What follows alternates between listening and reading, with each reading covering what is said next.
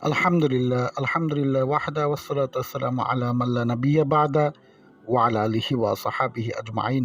আজকে আমরা আলোচনা করব সূরা নূহ সম্পর্কে। নূহ আলাইহিস সালাতু ওয়াসসালামের নামে এই সূরা। নূহ এটি মক্কায় অবতীর্ণ, মদিনায় হিজরতের পূর্বে। এই সূরার নাম নূহ এজন্য রাখা হয়েছে, এই সূরাতে নূহ আলাইহিস সালাতু ওয়াসসালামের আলোচনা করা হয়েছে। আর আমরা জানি প্রত্যেক সূরার নাম আল্লাহ তাআলা ওহির মাধ্যমে নির্ধারণ করেছেন। এই সূরাতে তুফানে আজমের আলোচনা করা হয়েছে, অর্থাৎ এমন প্লাবন, এমন তুফানের কথা বলা হয়েছে যে তুফান এই পৃথিবীতে পূর্বেও আসেনি আর পরবর্তীতেও আর আসবে না। তুফানে নূহ হিসেবে এটা পরিচিত। এই তুফান পুরো পৃথিবীকে গ্রাস করেছিল, আর আল্লাহ তাআলা এই তুফান দ্বারা কাফিরদেরকে শাস্তি দিয়েছিলেন। এই সূরাতে আল্লাহ তাআলা নূহ আলাইহিস সালাতু ওয়াসসালামের রিসালাতের দাবি করেছিলেন। নূহ আলাইহিস সালাতু ওয়াসসালাম আল্লাহ তাআলার একজন রাসূল ও বান্দা, এটার দলিল পেশ করেন। তার সাথে সাথে হুজুর পাক সাল্লাল্লাহু আলাইহি সাল্লাম ও আল্লাহ তাআলার একজন রাসূল ও বান্দা ও তার নবুয়ত সত্য। যেমনিভাবে নূহ আলাইহিস সালাতু ওয়াসসালামের জাতিরা নূহ আলাইহিস সালামের নবুয়ত অস্বীকার করলো, সাথে সাথে বেয়াদবি করলো, আল্লাহ তাআলা নূহ আলাইহিস সালাতু ওয়াসসালামের জাতিকে ধ্বংস করে দিলেন। ঠিক তদ্রূপ হুজুর পাক সাল্লাল্লাহু আলাইহি সাল্লাম আখিরুজ্জামান, যিনি সকল নবীর শেষ নবী, সকল গুণ তার মধ্যে একত্রিত হয়েছে, যদি তোমরা তার কথা না শোনো তাহলে আল্লাহ তাআলা তোমাদেরকেও ধ্বংস করে দিবেন। এই বাস্তবতা এই সূরাতে তুলে ধরা হয়েছে।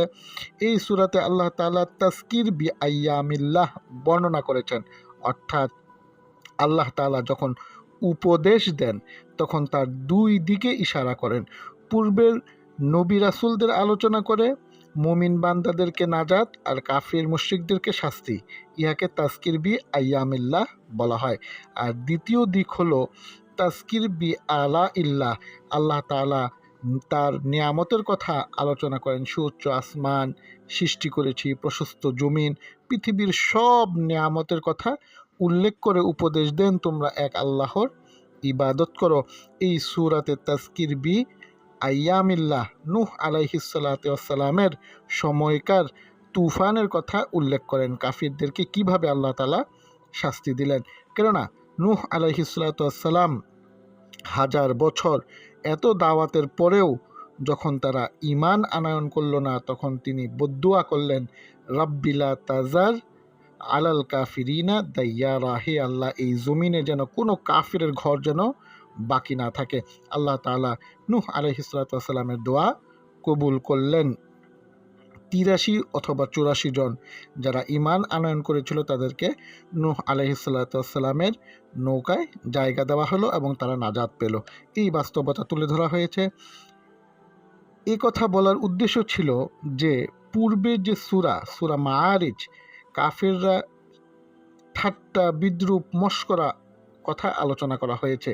মৃত্যুর পর আবার জীবিত হবে এটা তারা অস্বীকার করত, তাদেরকে সাবধান করা হয়েছিল। বাস্তবেও আল্লাহ তাআলা এটা করেছেন।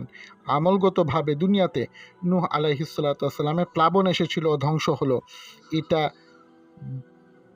পৃথিবীতে এটা পুনরাবৃত্তি করা আল্লাহ তাআলার কাছে তেমন কোনো বিষয় নয়। তোমাদের উপর এটা রিপিট করে দিব। তোমরা মুহাম্মদ মুস্তাফা সাল্লাল্লাহু আলাইহি সাল্লামের আজমত ও শানকে বুঝো, এই বিষয়ে আল্লাহ তাআলা সাবধান করেছেন। এবং সূরা নূহতে আল্লাহ তাআলা নূহ আলাইহিস সালামের আলোচনা করেছেন। আর এই সূরা নাজিলের ধারাবাহিকতার ক্ষেত্রেও ৭১ নম্বর এবং সূরার ধারাবাহিকতার ক্ষেত্রেও ৭১ নম্বর সূরা, এবং তার আয়াত হলো ২৮টি। আল্লাহ তাআলা আমাদের প্রত্যেককে জানার, বোঝার ও আমল করার তৌফিক দান করুন। হুজুর পাক সাল্লাল্লাহু আলাইহি ওয়াসাল্লামের শান, আজমত, মহাব্বত আমাদের দিলে আল্লাহ তাআলা পয়দা করুন। আমিন। ওয়া আখির দাওয়ানা আলহামদুলিল্লাহি রাব্বিল আলামিন। আসসালামু আলাইকুম ওয়া রাহমাতুল্লাহি ওয়া বারাকাতুহু।